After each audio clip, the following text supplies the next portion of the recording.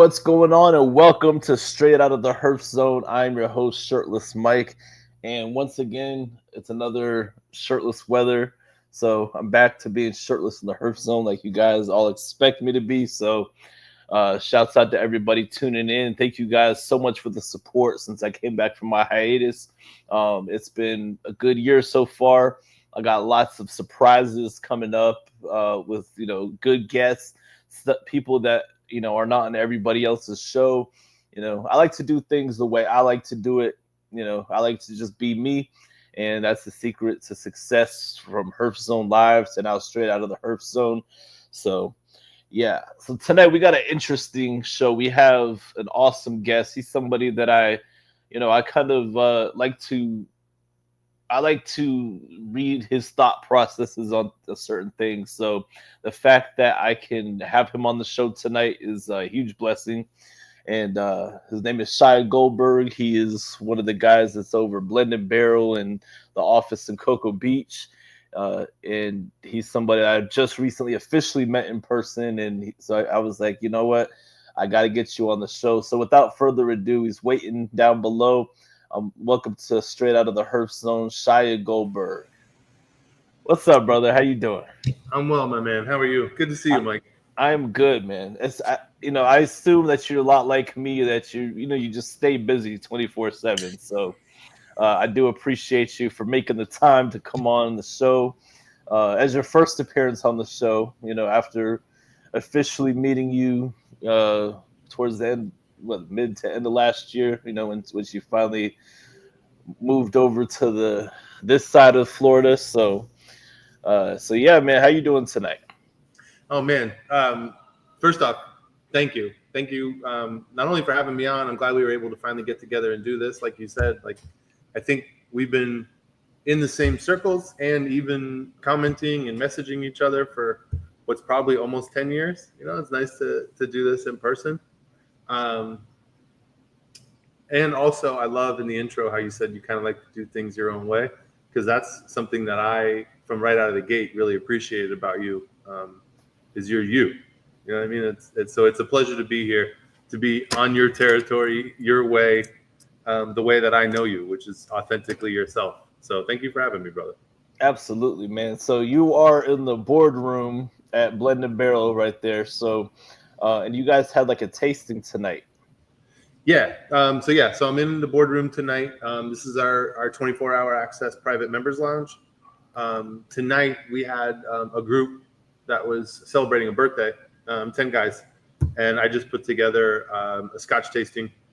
We did Speyside and some Highland Scotches. So kind of a vertical tasting, cigar pairing. Half the group, I think, smoked cigars. The other half, they're on their way to dinner, so they're going to come back afterwards. So we always, like you said, we're always staying busy. Um, it's a good thing that we love so much what we do, because we seem to always be doing it. Absolutely. So we're gonna get into your story, just learn more about you. What you were doing, what you're currently doing, and all that. So let's just start. Like, give us a little rundown. Where you originally you're originally a Florida boy, right? Yeah, yes, sir. Florida native. I was born in Treasure Island, St. Pete Beach.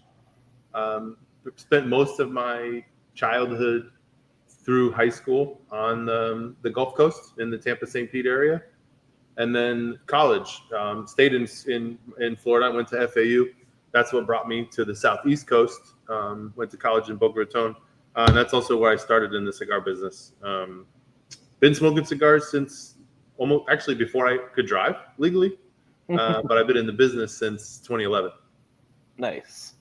Now, about how long, like, as far as you getting into, like, how long it had, like, so it's been a while. Like, about how many years, as far as being a consumer, have you been into premium cigars? All right, Because it's a fun you're a little story. you're a little older than me, so Yeah, thanks. By the way, thanks for bringing that out. That's not by much. You just not by much.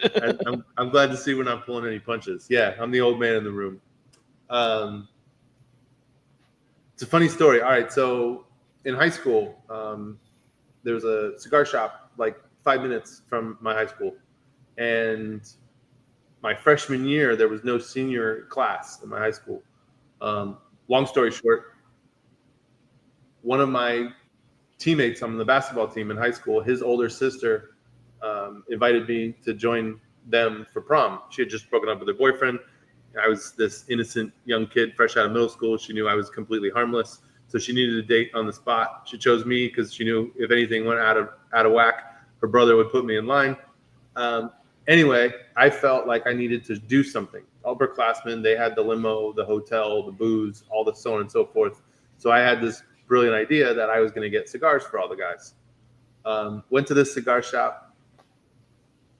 This is a interesting story in that being in the business, this is something that I'm very glad that I have not had to face myself. But I was 16, walked into a cigar shop, pretended like I was old enough to be there, pretended like I knew what the hell I was doing, just so the owner didn't throw me out. Anyway, long story short, I spent probably 15 minutes faking it. He kind of laughed at me, looked down at the cigar selection, chuckled again, said, "I have no idea what this is for," walked over to the cabinet or to the counter, grabbed 2 Fuente Hemingway signatures. And I'll never forget this moment, bro. Gave me the 2 cigars and he said, "Whatever this is for, smoke this." And he pointed to one of the Fuente Hemingways.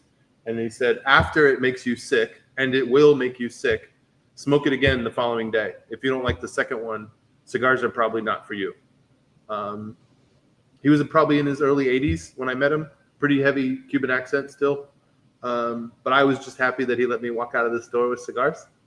And it happened pretty much exactly as he imagined it. That was my first hangover, really, homecoming night. I smoked the cigar that night, made me very sick. I smoked the following morning. I smoked the second one with my first cup of coffee. And that was it, bro. Fell in love. And that's what made you a man. In college, I was on scholarship. And so to study, I would go to the beach with cigars or take my boat out, which I kept a secret the first year. I didn't let anybody in college freshman year know that I had a boat because it was kind of my study hall. I would put the boat in the water and smoke cigars and study. And at that time, 18 was legal to smoke cigars. But you know as well as I do, walking into a cigar shop at 18 years old, pretty much nobody wants to deal with you. Yeah. So any conversation I was having about cigars with somebody in the shop, for the most part, they were most often, not all the time, but they were just trying to give me something either they were trying to get rid of or, you know what I mean? I was young. I was a kid. So that really kind of inspired my approach in that I don't ever want someone to feel like I felt coming in. You know, it's an intimidating space. And if somebody feels uninviting or unhelpful, it can be an even more difficult consumer environment. So that really kind of shaped how I began in the business, but also how I operate. Nice. So it's safe to say that at that point, you know, you got to, it was implanted in your mind that hospitality is kind of like your thing. Like you want to show people the welcomeness that you would have wanted, you know, had it been the other way around. That's awesome. Yeah. And also I was grateful because it forced me to learn. I didn't have, you know, a lot of times I knew I couldn't really rely on the people in front of me because they assumed that I wasn't taking it seriously. I'm 18, 19 years old. And it's not to say that it was always the experience. I had plenty of helpful people I ran into in humidors and cigar shops, talking to, you know, other customers and regulars or whatever. But because of that approach that a lot of people showed me in the humidor, it forced me to really dive into this thing that I already really love to do, and to deepen my knowledge and my passion for it before I would have ever even considered doing it for a living. Most definitely. Now, in the early days, so my approach to like learning about premium cigars, you know, actually the first guy to ever sell me a cigar, I'm still friends with him to this day. He no longer works at the shop that I work at, but you know, so the first cigar shop that I went to was the Old Smoke Rings in the Merritt Island Mall, and then now, you know, almost over 18 years later now, because I was 18 and I'll be 36 on the 22nd of this month. So, anyway, so I just the advice I always tell people is just smoke everything. Is that kind of like the similar approach that you took? Like, you know, you just kind of smoked everything and then narrowed it down from there to see, okay, this is what I like to smoke, or did you have like a different approach that, you know, when it came to like learning in the early days? Yeah, no, I would say like you, very much trial by fire. Um, Having smoked a Hemingway, my first cigar, I kind of skipped over the Connecticut phase in the beginning because I didn't know. Yeah. Um, I'm fortunate. I will say I'm fortunate that I was also never introduced to flavored cigars, other than like the gas station stuff that we all saw as a kid.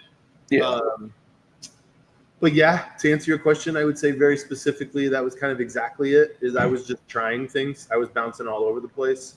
Um, I tell people now that are coming into cigars that are new, you tend to learn more about yourself when you're smoking stuff that you don't enjoy. Yeah. Then I mean, like when you grab, especially early on, but even now for me, you grab a cigar, and even if it's the first time smoking it, if it's exactly what you wanted, you don't pay attention in the same way. You know what I mean? You enjoy it more. Whereas if there's something about a cigar that doesn't quite fit, for me anyway, um, I want to know what it is. I pay more attention to it. So absolutely, I think your process was very similar to mine. Um, I bounced around a ton. I kind of avoided things that I assumed to be super strong in the beginning. Yeah. So I was definitely victim to that whole darker the cigar, the stronger the cigar kind of misnomer mentality. Yeah. Um, but it wasn't until probably 2 or 3 years into cigar smoking, maybe even longer, maybe my sophomore year in college, where I had my first Connecticut. So in that way, it was kind of a different path that a lot of people take. Um, but it was definitely a trial by fire. And in the beginning stages, I honestly don't remember too many cigars that I didn't enjoy because I was enjoying the process. Yeah. Most definitely. Now you went to FAU, and what did you study when you were in college, and how did that kind of shape like what you eventually decided to do and get into the cigar industry? Um, so great. First off, my first field of study was finance and business administration. Um, I made it probably a year with that major. It was a great education, the accounting part especially, but it was very surface level at the time, and it was also I was young, probably pretty arrogant. Um, but long story short, I bounced through a couple majors, and the motivation was really waiting to find something that was really interesting to me intellectually. It wasn't necessarily trying to figure out what I was going to do for the rest of my life. It was more figuring out what I wanted to learn, and philosophy became that for me. So after I think 4 changed majors, if I'm not mistaken, I it took a philosophy class because I was tired of jumping around, and I was just trying. Like I took one semester where I just tried 4 things that were way off the wall, and fell in love with it, and that's kind of what carried me through the rest of my time in college. But I guess a better answer, more direct answer to your question is, um, I was on scholarship, and also I started bartending. I started working in a restaurant in college, and then pretty quickly started bartending at the same restaurant. And it was the hospitality, not the education. It was the hospitality experience that helped me to understand as I was coming of age that I really liked people businesses, taking care of people. But more importantly, I think being involved in the experiences that people were having. I mean, it was a family style, super casual, fast casual restaurant, but it was 80% regulars. So it became kind of part of their routine, which then gave us an opportunity to make something better. And that's really what started it. So I think it was smoking cigars while studying in school, and then bartending that kind of helped steer me into this direction now. Nice. And then, so starting in 2011, you get into the cigar industry, the cigar business. Give us the rundown of, from where you started, and then we'll get into like the current stuff. I don't want to bore the audience. Yeah. All right. Quickly in the beginning, um, I was living in Pompano Beach in South Florida. 2 friends of mine opened a small craft cocktail prohibition style lounge, and they wanted to do a cigar program. Um, Small single standing cabinet. So I helped them put together a cocktail pairing menu for the cigars, and curate a selection. Some cigars they already had in the store, but we kind of just improved it, built it out. Because it was a single standing cabinet, I really focused on like the must-haves back in the day. 2011, 2012, you're talking about Monte Cristo, Romeo and Juliet, but then more, I guess, Padron, Fuente, Oliva. And my father was starting to come to the marketplace too. I'm pretty sure that was around that era, Perdomo. Anyway, the bar business did really well its first year, and the cigar business did better than everybody imagined. So my friends that had the bar asked me if I would partner with them and take over a space adjacent to the bar, and we opened a cigar shop that would kind of feed the lounge, but also give us an opportunity to have a dedicated cigar space that wasn't kind of this hybrid bar that welcomed cigars. Yeah. And then from there, I went to Prime Cigar in 2016. Between selling my part of the cigar shop and Prime in the lounge side of things, I worked in retail. Wholesale. So I was in sales in cigars and ran a sales force for a couple different companies along the way as well. Awesome. And then now, fast forward, last year you moved to this side of Florida over to the Sanford area. And, how did you, I mean, I know you've had a relationship with Tom Darnell and those guys over there, but like, how did this all come about to where, you decided to just make that move and, from South Florida, the hustle bustle South Florida, there's still hustle bustle in Sanford, but like, it's not as bad as South Florida. Yeah. Man, great conversation. All right. So Tom, I mentioned I worked for a company called Prime Cigar that had a lounge in I would say one of the best run cigar lounges that I've ever been in part of or even a customer at. And kind of what shaped the way I approach a lot of things. But they had a second location, which we opened in Brickell in downtown Miami. And that's where I met Tom. So Tom Darnell, the founder of Blendandbarrel, who's now my partner and very dear friend. For those of you who haven't had a chance, Tom's one of the greatest people you'll ever meet. Mike can attest to that. I'm not just saying that. No, I definitely attest to that. Anyway, he became a member at Empire Social in Brickell. Came in one day for a business meeting with an existing member of ours, loved the space, loved what we had to do, and very much in Tom fashion, he saw something that he liked and he wanted it. So he took him on a tour of the space, showed him the lockers. He became a lifetime member, kind of first time in the door. And then maybe 8 months later is when COVID hit. So Tom had become a member, still living in Melbourne, a couple hundred miles away from the lounge. I didn't get to see him that often. And then when COVID hit, I went to work for Davidoff for 2 years. Fast forward, a mutual friend of all of ours, Jeff Groover, had mentioned to me that there was this lounge in the Central Florida area. He knew the owner, very good guy, and they were looking for an operator. The previous manager before me went into law enforcement, Jason Falkenberg.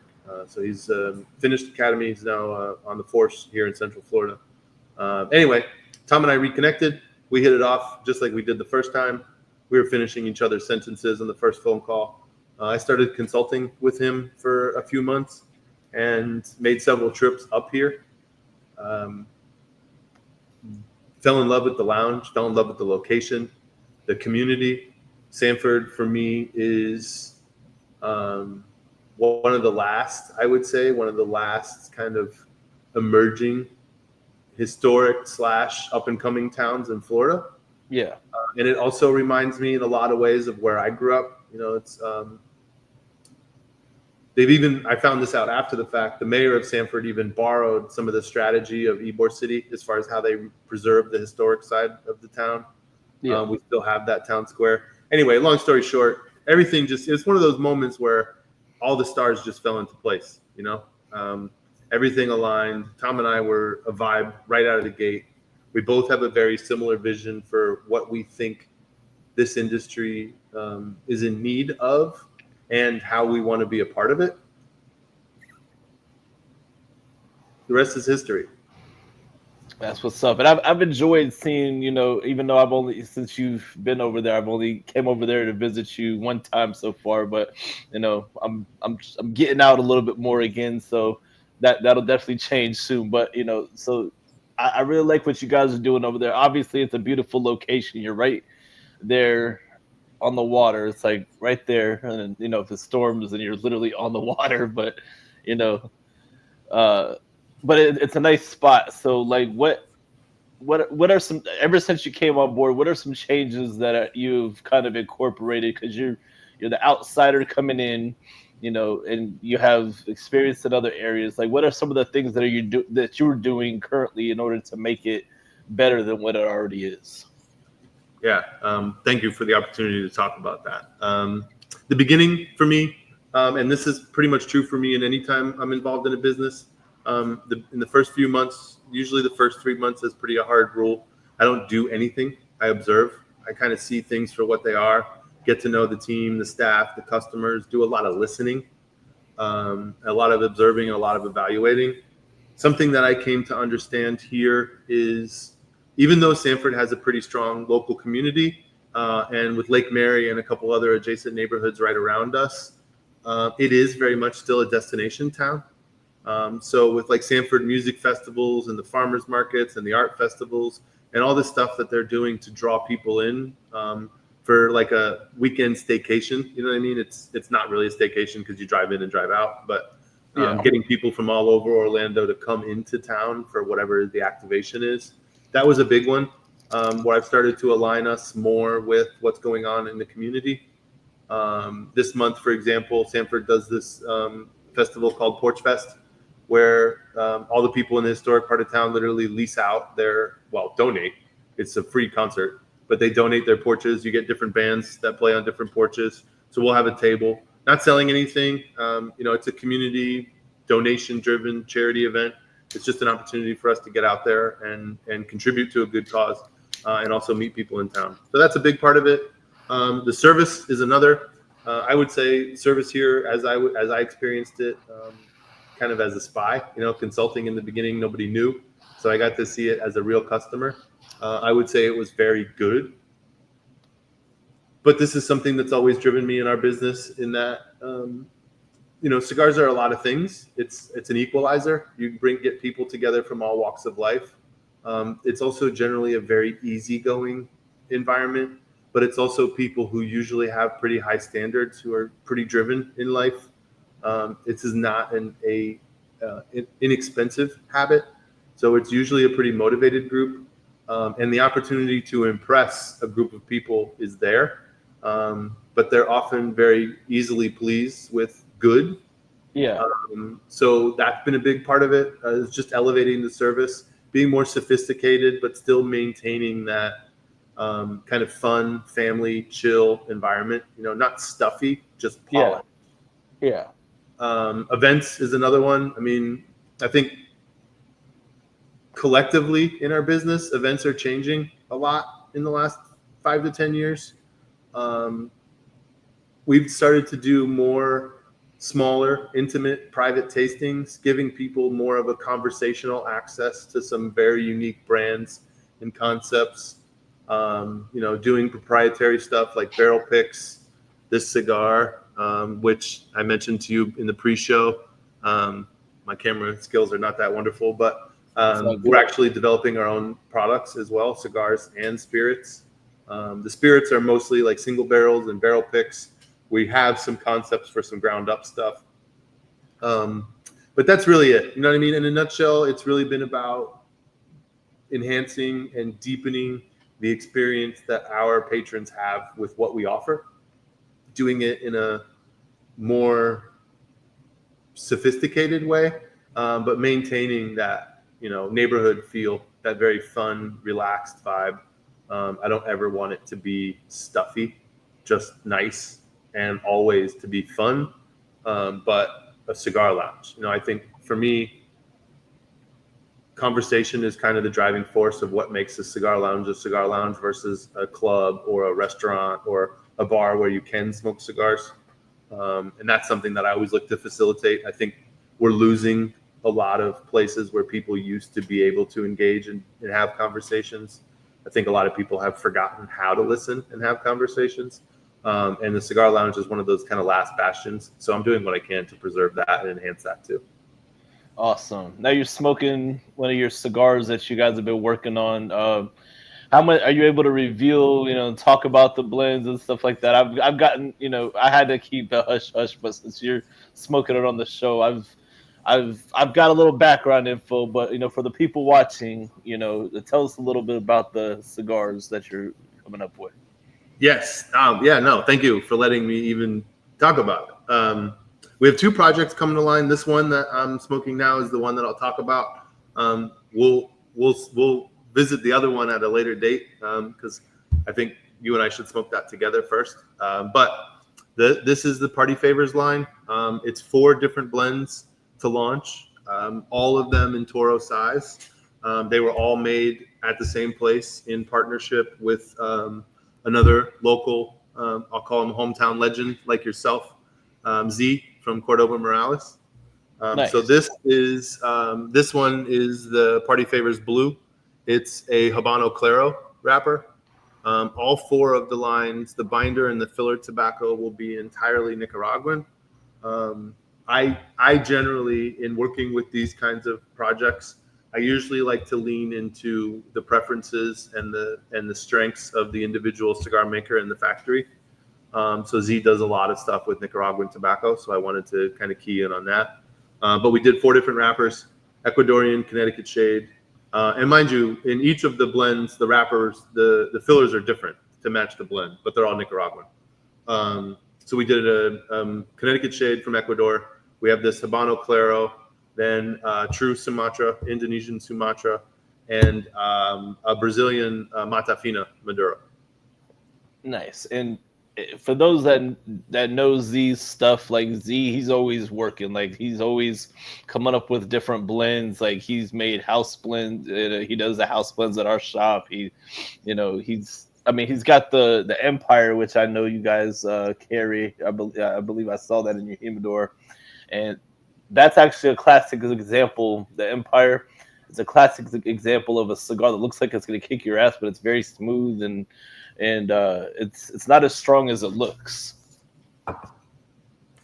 So it looks that's just proof that looks can be deceiving. No doubt. Yeah, and like you actually, like how you and I met, Z Z and I became friends way back in the day, in the beginning of Florida Cigar Club on Facebook. Yep. And when I was still selling back in 2014 ish, I went into Old Times in Castleberry, and I was calling on them as an initial meet with a cigar line called the Catelli Cigars. Yep. And Z was rolling. He had a table inside Old Times Castleberry at the time, and he was doing fresh rolls in the store. And even in that moment, I mean, I remember this pretty well. The warmth and the smile across the table, but just the kindness and the integrity that I gathered from him the first time, and then watching him over those last 10 years grow. I mean, the cigars were good when I first met him. They're better now. Yeah. And like you said, he's making a lot of different projects for a lot of people, and he seems to be tirelessly always working. He's from my experience, he's very committed to the success of the people that he's doing projects for. So it was just a natural fit. Yeah. I actually hooked him up with a friend. I don't know. I'm sure you know the Shafio collection cigars, Mm-hmm. and I'm the one that because I literally, Justin's a good friend of mine. I've known him since way before they even started their cigar line when it was just like the idea, and he had the first runs and it was made with a different factory, and I was like, this factory, they make good cigars. A person, I'm not even gonna mention any names because I don't need phone calls later on. But I was like, the person, they don't have the greatest reputation. I don't really know this guy, but I keep hearing nothing but bad stuff. Blah blah blah. And then so eventually, like I introduced him to Z, where he met Z. I can't remember if I actually introduced him, but anyway, we were in the same circles. He met Z, and with the Sheffield collection line, and ever since then, like the blends are great. You know what I'm saying? He's got the Hear No Evil, Speak No Evil, See No Evil. He's got the Brothers Keeper. He's got a full entire lineup, and he's actually doing traveling now and stuff. So like Z, that's a great partnership. So I've seen firsthand the stuff that Z's partnership. So I know without a doubt that with what you guys got going on at Blendandbarrel, you guys have a great partnership there with putting out quality cigars. And obviously there's no shortage of quality cigars on the market, but it's just going to add to another cigar, another line of cigars that a quality line of cigars that people can add to their rotation. So yeah, well said. Yeah, the cigars, I also had some experience with the Shiah line. They're great. I agree with you. And to your point also, I don't know that there's ever been a better time to be a cigar smoker as far as how many good cigars, are in the marketplace right now. Which was definitely a driving force for us in making these projects. I'm very well aware of the fact that if they're not great, there's not much point to them these days because there's a lot of good stuff out there. So yeah, it was good. It was inspiration to make something that was worthy of being in the marketplace for a consumer that has so many options these days. Oh, absolutely. Now, let me ask you this: being in retail, for the amount of time you've been in retail, and you're in, a whole new cigar market, although it's the Florida cigar market, but it's the other side of the state. What are some trends that you've seen as far as like what consumers are going for? Like for me personally, I've seen, you know, uh, more people going to the Connecticut's, but also more people, going from Connecticut to trying different stuff and being able to smoke, you know, all strength levels of stuff. Like what are some trends that you have seen personally? Is there anything that like sticks out to you? Yeah. To your point, I would say I think um, you know it's kind of been a pretty standard equation for a long time that Connecticut's are about half of the cigar smoked in the country. But I think the Connecticut cigar smokers now are different. It used to be, from what I remember in the beginning, for example, if a guy smoked Macanudo, that's what he smoked. You know what I mean? He found his cigar, he stayed on his cigar. If you didn't have his box, he would wait until he had it, 2 or 3 days later. But for the most part, he wasn't interested in talking about other cigars. That was his jam. Um, I've noticed now people being a little more flexible, more pliable. They're also seemingly more educated, um, which is wonderful to see. Let me say, it's a challenge, I think, as a new consumer in our business to be well educated, because I think so much of the media and the marketing in cigars is almost required to be not, I shouldn't say required, but a lot of times it's misleading, without getting into the long conversation about top 25 lists and all the rest of that, whatever. I'm just saying from a beginning cigar smoker, if you look at magazines or websites or different information, now, from my experience, I'm talking to consumers who are fairly new to cigars, who know a lot more or are interested to know a lot more than typically back in the day. So that's a big one. I think, I got to give credit where credit is due. The Paustania, Connecticut. Yes. I think that's a great indicator for what I'm talking about, in that I remember 20 years between being a consumer and selling cigars, where if you gave somebody a complex, rich, more medium than mild in strength, and a full-bodied, as far as thick, chewy smoke, Ecuador Connecticut shade, they would just be confused, But now I think people, between cocktail games being elevated, people and their spirits, the way that they taste liquor, premium spirits have grown so much in the last 15 or 20 years. I think people are seeking more complex, more cerebral taste experiences, I guess. And I think that cigar is a really good example of what I'm talking about on the milder side, the Connecticut shade side of things. Yeah. The other trend that I would say that I notice is, even though the statistics say otherwise, in that Toro has basically captured the market as the number one selling cigar size, I think people are less pigeonholed on sizes. I think I found people are more interested to try things that they don't necessarily understand right away. Looking at like Plasencia Almafuerte, for example, the Salomon. Yeah. A lot of people would be curious and pick it up, but then historically they would go back to Robusto or Toro Whereas now I think people are more open to trying, it's cycles. Like the Hemingway line. They brought figurados back after they had been gone for like 30 years. Yeah. I think we're in this position again where people are starting to play with perfectos, figurados, different shapes and sizes. Maybe it's not their go-to, but they're willing to try it, which is nice to see. I'm one of those people. I'm like size picky. Like I generally like I'm at Robusto, Toro, Churchill. Just the classic sizes. I don't really like a Bellicoso or Torpedo or Salomon or Figurado. Like it's just to me. I don't know. I just don't prefer those sizes. Even though I'll smoke one sometimes. Like if like a rep hands me one or something like that, and I'm like, this is a good cigar. I don't know why I don't buy this in this size. But then I'll spend like a long time not smoking that size. I'll smoke that cigar in other sizes, the typical sizes. So I kind of noticed that little bit of a trend too. Like people have been willing to branch out and try sizes. I've seen a small, very very very small uptick in in people who enjoy Lanceros, which that's always been the debate in the cigar community, Lanceros. And I've been a Lancero guy, and I got a few Lancero guys at the shop where we actually carry a few more Lanceros now because we got one guy that buys like boxes of Lanceros, so we just want to have that variety right there. So, are you a Lancero guy? Yeah, I am. My general preference is 52 and below, as far as ring gauge. I will smoke 54 and 56. That's kind of the end of it for me. Lancero, I was one of those guys. I was chasing Lanceros for quite some time. For me, it started with the Illusion Holy Lance back in the day.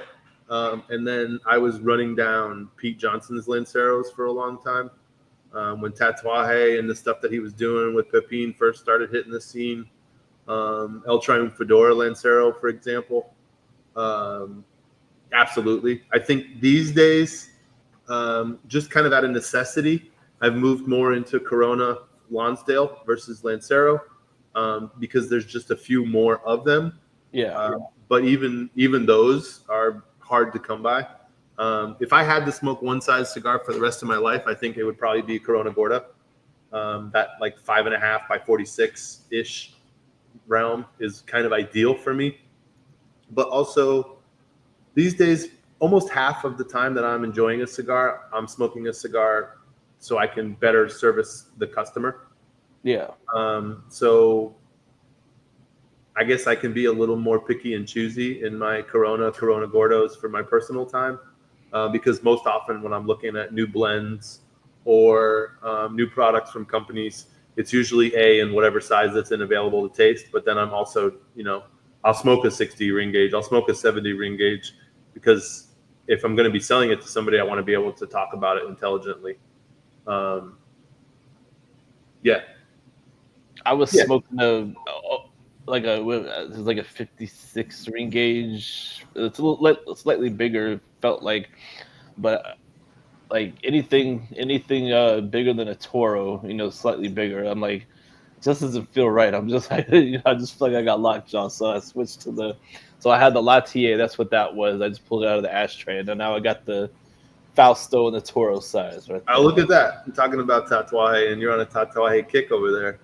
Yeah, I mean, we definitely got a nice Tatuaje selection. So yes, you do absolutely. It's beautiful. Really, by the way, really impressed when Tom and I came to pay you a visit.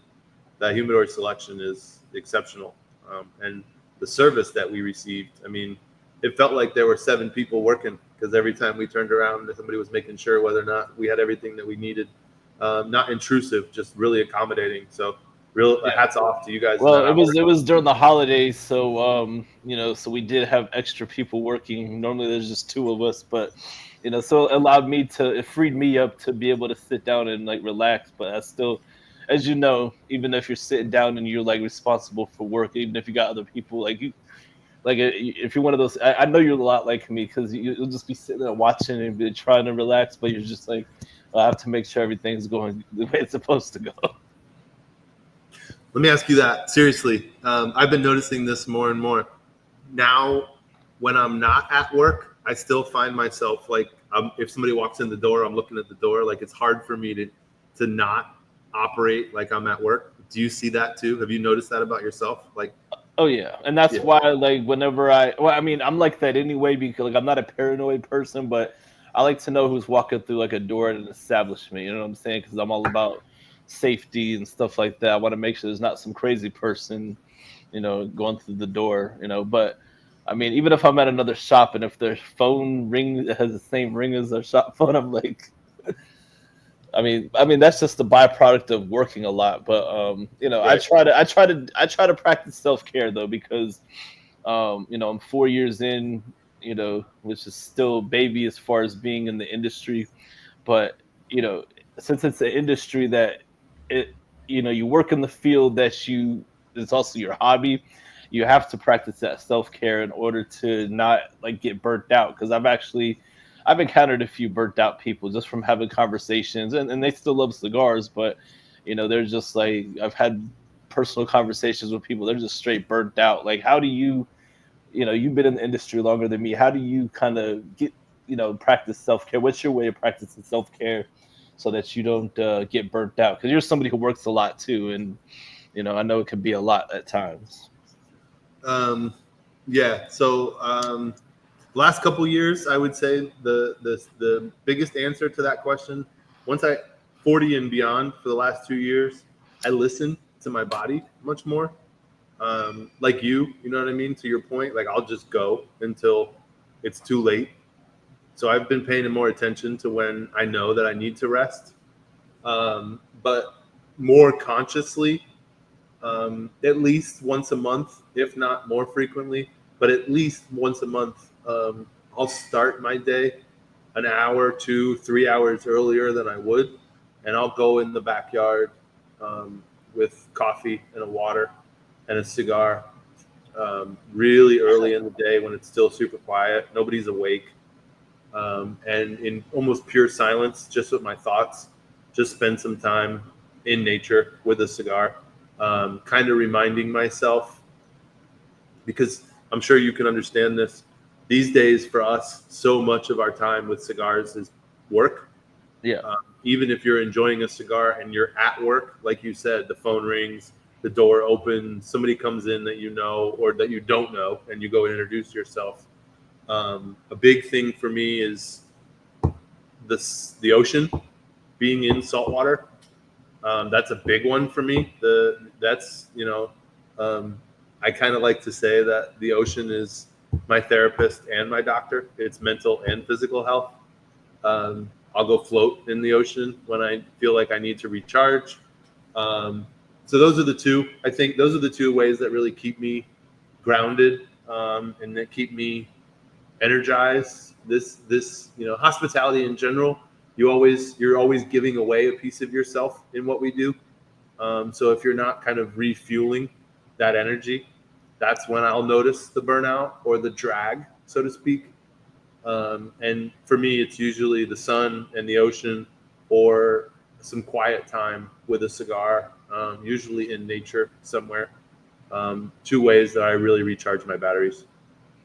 Yeah, most definitely. And see, I do mostly closing shifts, so like I'll be up like late and stuff. I'll have like one day where I get off at work at a normal time, and it kind of worked out that we met a little bit later than normal because I actually took like a small little short nap. I set my alarm and everything, and got to take a little bit of a nap before hopping on. So like I'm energized, I'm focused, feel good, smoke a cigar. I'll probably be up half the night again, but at least I feel good. I'm curious. What about you? What's your recharge ritual?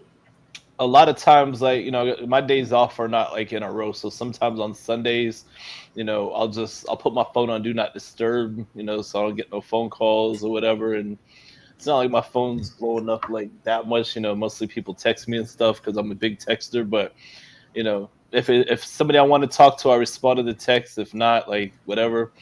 And I like to go to the gun range. I'm a big time gun guy. A couple years ago, I got into guns, and I mean, it's on cigars, guns, they just go together. And so the gun range is a lot of fun. I still have a gift certificate, some money left on my gift certificate for Pint and Pistol. I was thinking about maybe going tomorrow, but just all about getting that time in and just a little bit of therapy. I like to just go to other shops because I get to see friends that that outside of my, because people come see me all the time, but if I'm working, it's a whole lot different. But if I go to their shop, then I can just relax and I just know I can be myself, and you know it all just depends. Sundays I usually just I disconnect. I try to disconnect a little bit, That's and the price you pay for being a celebrity, Mike. yeah, that's how it is. Like really, like the past like 2 years, like ever, because with elevation, if you put yourself out there as a public person, that you kind of realize that, oh, you give away so much of yourself that you got to keep pushing. You can't like let yourself get burnt out. So I just try to rest. Like same thing, you just listen to your body, just rest, and I just, whatever happens happens. I just try to enjoy life, as it comes. I think anybody who's met you even once can say that that's definitely true. You And I enjoy try life. to and I try not to sleep my life away, because that could be a temptation, especially when I'm tired. But don't sleep your life away. Do you rest your palate? Do you ever take a break from cigars to refresh the palate? I cut down on how much I smoke, like when I'm off of work, because I'm not like inside and just smoking all day long. But I may smoke a little bit less every once in a while. I do, but not probably not as much as I should. Which I've done that before. I've taken a few days off and just rested my palate, and like cigars, like it can be like the strongest. You just feel like you're smoking, like you can just feel all the weight of a heavy cigar, or even like a mild cigar. You feel all the little nuances, just like you smoked it for the first time. So I probably should do that a little bit more often. It's been a while. I love those moments. I love when you can go back and revisit a cigar after whatever. You know what I mean? Could be a different time of day, a different reason to enjoy something that familiar, or like you said, you can take a few days off and smoke something for the first time when you're coming back, and it definitely, you experience it differently. I love that. I generally almost always take like 2 weeks after the trade show. I like to come back from the trade show, put away all the samples. I usually humidify them for at least, well, especially from Vegas, at least 2 to 4 weeks. And while they're resting, I'm kind of building out what I want to try in what order. And through that process, I try not to smoke. So when I dive into all the new up and coming stuff, I'm doing it on the freshest palate. So yeah, as you can tell, I'm kind of pushing it, and I know how you are about the way that you dive into cigars and the way that you enjoy the taste, flavor profile, but also being able to communicate that with other people. So yeah, I'm a big proponent of giving the palate a break from time and time again. It's like I also love on a multiple cigar day. The time that I am most likely to light a Connecticut is on a 3 or 4 cigar day as my last cigar.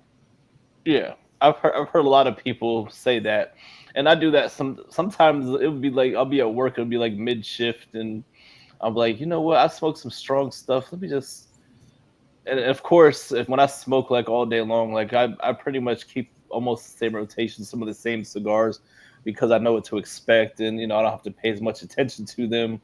I'll enjoy it. It helps me enjoy work a little bit more, but it definitely, I feel that. But sometimes I'm like middle of the day, like, oh, like, okay, I'm gonna smoke a Connecticut, even if it's not like a super mild. I'm not gonna light up like a Sober Mesa Brulee, because that's, to me, that's like a real much more mild Connecticut. It's very flavorful and creamy, but I'll light up like a Pastani Connecticut or a Johnny Tobacco or something like that from Room 101, because those are some Connecticut's that are, they're not just stereotypical Connecticut's. Yeah, yeah, I'm with you.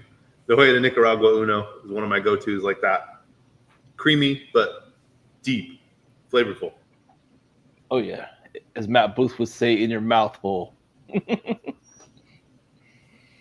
So we're getting up on the 50-minute mark here. Is there anything else that any other topics that you would want to address and tell the people? Because the conversation's been awesome. So I just want to make sure I don't miss anything. As far as your first appearance on the show. Thank you. Yeah, I really appreciate it. Also, by the way, I mean, you and I always seem to connect pretty easily, whether it's in person, over Messenger, over the years, or especially now. You're a good host. Um, yeah, I mean, most importantly, I would say I think this is the thing that I love to see that's happening more and more in the cigar business is people at all levels are having conversations privately and publicly just about the thing that we all love to do. Um, of course, anybody who's listening and tuning in, um, you can only take so much away from a conversation. I always like to have an opportunity to meet and welcome people into our space. So that's a big one. But no, I mean, I think for the most part, we covered a lot of different things. I appreciate you giving me an opportunity to tell a little bit of my story and to kind of touch on where we're at Blendandbarrel and where we're going. Um, Honestly, I think as far as things that I would like to add to the conversation, nothing. This is better than I could have imagined. The conversation flowed very fluidly. It's for anybody who hasn't met you, who follows your show pretty closely. This is exactly what you get in person. I said in the beginning, you really It's not are. the first time I heard that. I am shirtless, Mike, even if I'm not shirtless. So no, I think. Well, you know what? Yes, actually. So you said something that intrigued me that prompted a question in my head. Um, because of the amount of time that you're spending now in the shop and that it's been like 4 years, right? Since you crossed over into the business. And you mentioned that your rotation is pretty consistent now because you like me, I think I'm similarly the same way. When I'm at work and I'm smoking a cigar, it can't really be something that I have to think about because it's not going to get the attention that it deserves and I'm not going to get the enjoyment. So I'm curious, what's most often in that rotation? Like what's in the last, say, 2 months, what's the thing that you find yourself picking up like automatically? Shoot, the Pausania Habano was one of my favorites. Anything from Pausania, really, because that's one of my staple brands, and it's something I'm not just saying this. They were on the show a couple weeks ago. Like this is like real deal, real life. Like it's a show, but it's my life is not a show. It's real life. So that I'm a big Roma Craft fan, so I've been trying to help push Roma, so I try to smoke that around the shop. Neanderthals, I smoke a lot of Neanderthal, which is one of my favorite blends from them. I'm a huge JJ Fernandez fan, so I've been smoking the Dias de Gloria Brazil, which I just smoked. I just bought the last Toro last night. We got an order coming, so I mean I've sold quite a bit of them, but it is a pricier cigar, so I try to get that like at the end of the night to where I'm smoking it on my way home and get to enjoy that. But I mean, I smoke some of everything. I pretty much probably the same 10 cigars. Of course, the Empire by Cordoba Morales. Um, I've smoked Cordoba Morales for 10 plus years now, so anything from there. So I usually, of course, I'm a Tatuaje fan. So usually anything from those brands, like there's so many brands, it's just I'll just keep smoking the same ones, stuff that's familiar so that I can, I'm still enjoy it, but it's like I really don't have to think about it because I know I'm going to enjoy it. Yep. And if it's something that is brand new, I'll smoke that like early in the day, and that way I can get that, get all the nuances, and then if it becomes something that I smoke more regular, so be it. Actually, one of the cigars that I wish I could have predicted that would take off as good in our shop, the H. Upman by AJ Fernandez Heritage. That cigar, when Ryan handed me that cigar to smoke, I wish I would have predicted how good it would have taken off at our shop, because it's not like it brings me any financial gain from predicting stuff like this, but I like to be the one that like calls stuff sometimes, just for my own ego's sake. But Yep. that cigar, Feel that. I smoke a lot of those too, like probably more than anything that I've just mentioned. Okay. The heritage, specifically the Yeah, AJ H. Upman yeah, heritage. and the Toro or Churchill, those are the two sizes that I generally go for, because I mean it's a good cigar, it's full body, it lasts a long time, it's perfect for working because I know I'm gonna like it. If I'm sitting there talking to somebody, ringing somebody up, whatever, I can put it down. It lasts, it stays lit. You know, as Steve Saka calls, he likes to call whenever you set a cigar down, it can come back to when it's still lit. He says it passes the piss test. So if you go to take a piss and then you come back and the cigar's still lit, that's a good cigar. It stayed lit. That how very perfectly Saka that line is. Huh? How Yeah. very perfectly Steve Saka that is. But yeah, so those are my thoughts on it, and I'm sure you smoked a lot of those cigars as well. Yeah, pretty much everything that you mentioned. Absolutely. Um, yeah, I'm a tat geek myself. I think that both of the AJ Fernandez H. Upmans are absolute rock stars in the Altadis portfolio. Probably, I think, two of the best cigars that they made in 20 years. Yeah. Um, so I agree completely on that. Um, yeah, I'm always curious to know, especially like yourself, someone who's on both sides of the business, who started as a consumer, but as far as I know, who's always in that kind of 3, 4, 5 cigar a day. I always like to see what, in that moment, what are you grabbing kind of automatically? Um, Yeah, it's a lot of that stuff right there, and there's so much more because there's some stuff I'll just gravitate more towards more, and then it's like, okay, I've had enough of this. What and you already know how big our humidor is, so you know how hard it is to make a decision. But experience. then sometimes I'll go over to the Aladinos and oh, I can't forget the La Roma de Cubas that are right there because I probably used to smoke a lot more La Roma de Cubas than anything because that's the like back when those were like the Churchill was like a $6-7 cigar. Yeah, Uh, that was a really good. I mean, it increased in price obviously because the price increases, but that's still something I could still smoke like all the time. So yeah, well said. That's a really good representation of Pepin in that factory, that La Roma line. oh yeah, most I miss definitely. those days. 650 Churchills. Oh yeah. But yeah, man. Well, brother, I'm not gonna hold you up any longer, man. I appreciate you for coming on the show. I know it's probably been a long day. You probably worked all day, huh? Yeah, but I also spent the whole day looking forward to this. So no, it was a pleasure. Excellent, man. Well, I appreciate you for coming on the show.